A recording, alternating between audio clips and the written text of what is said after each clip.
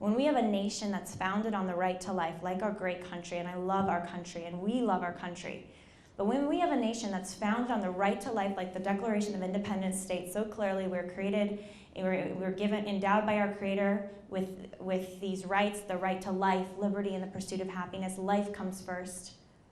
Consider that for a moment, the creed of human rights that we stand by, that nations and the United Nations claims to stand for, it has to start with the right to life.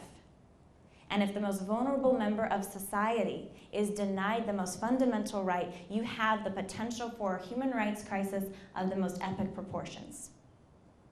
And that's what we're seeing in the United States today. And this is the beginning of the end of democracy. If people just knew, if the girls at UCLA just understood that this organization is not pro-women like they claim to be, that this is truly not pro-choice, but instead that this is going against the child in the most vulnerable form, but also against the woman.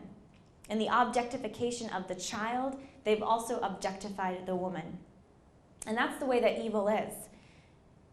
Theologically, evil will go all the way to hell. Evil is not satisfied with hurting or killing one soul. It wants all souls. It wants total destruction of anything that is good. And so attacking the child, attacking that abortion is not good enough for evil. It's not good enough for Satan. He wants the abuse to continue for the woman. He wants a cycle of abuse. He wants the woman back in there for another abortion.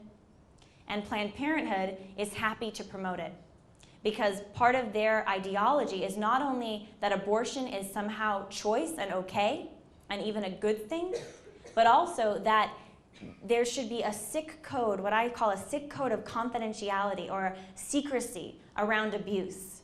That human sexuality is not the way that we understand it to be, but instead that sex with anyone, anywhere, anytime, for any reason, that's just choice. That's a matter of flexing the human muscle and doing whatever you want.